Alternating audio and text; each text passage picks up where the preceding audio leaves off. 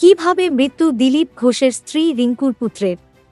ময়নাতদন্তের প্রাথমিক রিপোর্টে চাঞ্চল্যকর তথ্য। বিজেপি নেতা দিলীপ ঘোষের স্ত্রী রিঙ্কু মজুমদারের একমাত্র পুত্র সৃঞ্জয় দাশগুপ্তের আকস্মিক মৃত্যু ঘিরে জল্পনা ক্রমেই ঘনীভূত হচ্ছিল।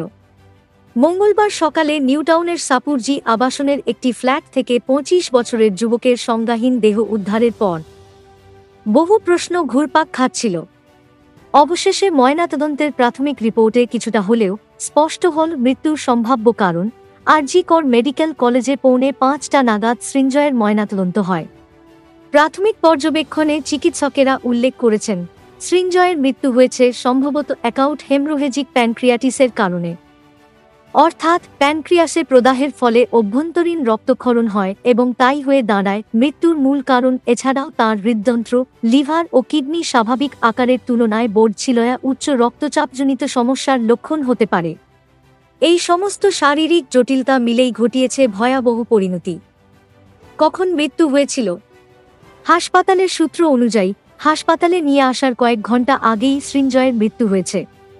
অর্থাৎ পরিবারের সদস্যরা যখন তাঁকে হাসপাতালে নিয়ে যাচ্ছিলেন তখন সম্ভবত তাঁর দেহে প্রাণ ছিল না।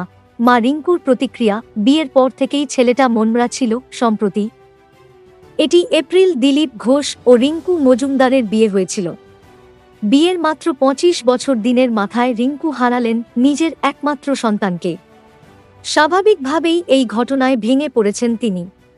রিঙ্কু জানিয়েছেন, বিয়ের পর থেকে ছেলেটা কিছুটা চুপচাপ হয়ে গিয়েছিল, ঠিকমতো খেত না, ওর স্নায়ুর সমস্যা ছিল, ওষুধপত্রও ঠিকভাবে খেত না।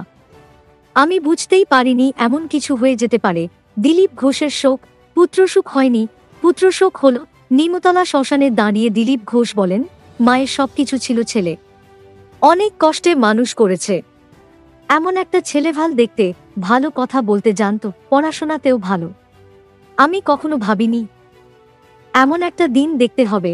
কি ছিল সৃঞ্জয়ের স্বাস্থ্যগত সমস্যা? সৃঞ্জয়ের পরিবারের সূত্রে জানা যাচ্ছে, তার স্নায়বিক সমস্যা, নিউরোলজিক্যাল ডিসঅর্ডার ছিল। দীর্ঘদিন ধরে তিনি মানসিক চাপে ভুগছিলেন বলেও অনুমান। চিকিৎসা চললেও ওষুধপত্র নিয়মিত না খাওয়ায় সমস্যা বেড়ে গিয়েছিল।